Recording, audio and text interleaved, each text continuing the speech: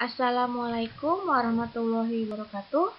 Bertemu lagi dengan saya dalam mata pelajaran Bahasa Indonesia. Oke, pada pertemuan ini kita masih membahas teks eksplanasi.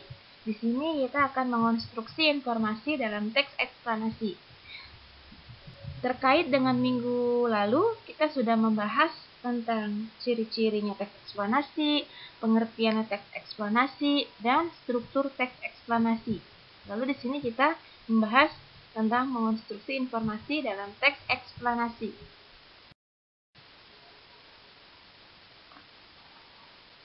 Nah, ini ada teks eksplanasi. Teks eksplanasi adalah sebuah karangan yang isinya berupa penjelasan-penjelasan lengkap mengenai suatu topik yang berhubungan dengan fenomena alam maupun sosial yang terjadi dalam kehidupan sehari-hari.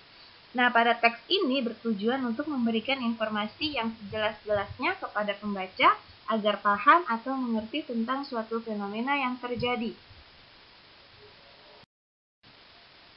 Nah, adapun langkah-langkah yang dapat dilakukan untuk mengonstruksi teks eksplanasi adalah sebagai berikut. Yang pertama adalah menentukan tema. Nah, pada tahap pertama dalam menulis teks eksplanasi adalah menentukan tema atau topik. Nah, pada tahap ini berguna agar tulisan yang dibuat tidak melebar dan penulisannya tidak berulang. Tema yang digunakan untuk menulis teks eksplanasi misalnya pada peristiwa alam seperti banjir, proses terjadinya hujan, tsunami, gempa, bumi, pelangi, dan lain-lain. Nah, sementara itu, alternatif tema yang dapat digunakan untuk menulis teks eksplanasi bisa juga dalam peristiwa sosial, misalnya seperti narkoba, kenakalan remaja, tawuran pelajar, dan lain-lain. Lalu yang kedua adalah mengumpulkan bahan. Nah, pada tahap ini mengharuskan kita mencari bahan atau data atau informasi berkaitan dengan apa yang akan ditulis. Nah, bahan data atau informasi awal ini bisa dapat dengan membaca buku-buku, misalnya pada koran, pada majalah, koran, ataupun artikel yang berkaitan dengan peristiwa alam ataupun sosial. Nah, wawancara dengan ahli, melihat video serta gambar tentang peristiwa alam dan sosial, atau pengamatan langsung terhadap objek jika memungkinkan. Lalu yang ketiga, membuat kerangka tulisan. Nah, kerangka tulisan ini berfungsi untuk menjaga sebuah tulisan agar sesuai dengan yang direncanakan. Pada tahap ini, yang harus dilakukan adalah merinci poin-poin penting yang akan ditulis dan dikembangkan sesuai dengan tema. Nah, poin-poin tersebut nantinya akan digunakan sebagai acuan untuk membuat sebuah tulisan sehingga harus sesuai dengan struktur teks eksplanasi. Nah, misalnya, pada bagian pernyataan umum atau bagian pembukaan dibuat poin mengenai pengertian banjir. Kemudian, pada bagian deretan penjelas atau bagian sebab akibat dibuat poin penyebab banjir adalah illegal logging, membuang sampah sembarangan, got yang tidak cukup menampung air, dan sebagainya.